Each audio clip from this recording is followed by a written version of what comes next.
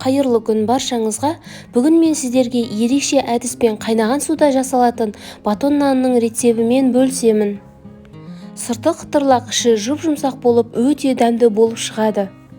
Достар, менің каналымда дәл осындай қарапайым заттармен жасалатын көптеген рецептер бар. Рецептерді өткізіп алмас үшін каналыма тіркеліп, қоңырауша белгісін басып қоюды ұмытпаңыз.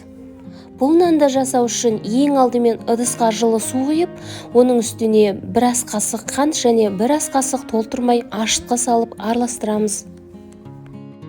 Дәміне қарай жарты шай қасық тұз салып және де аздаған мөлшерде сұйық май қосып, оның үстіне алдын ала елеуіштен өткен ұнды салып, шетінен аз-аздан салып араластырамыз.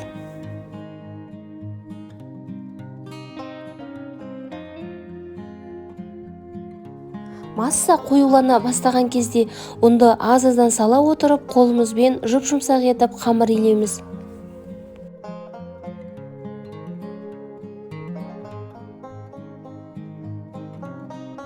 Дәл осындай қолға жабыса беретін қамыр шығады.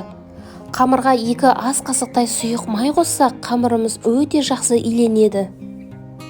Бетін жауып жылы жерге көтерілуге 40 минутқа қалдырамыз. Қамыр көтеріліп дайын болған кезде оны ыдыстан алып, қамырды 2 бөлікке бөліп, нанның формасына келтіреміз. Біздің жасағалы отырғанымыз батон нан.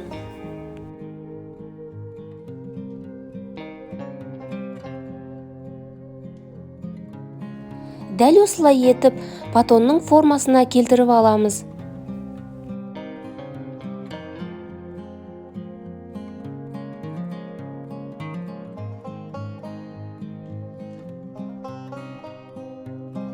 Қамырды нанның формасына келтіріп дайындағаннан кейін суды қайнатып аламыз.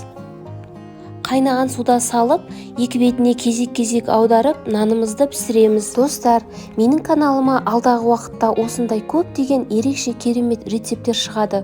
Сол рецептерді өткізіп алмас үшін каналыма тіркеліп, қоңырауша белгісін басып қоюды ұмытпаңыз. Қайнаған суда 3-4 минут қайнатқаннан кейін нанды шығарып, бетіне дәл осылай разрез жасаймыз. Қызып тұрған пеште 180 градуста беті қызарғанша пісіріп аламыз. Қайнаған суға салмай-ақ бірден пісірген нанға қарағанда ерекше дәмді болып шығады.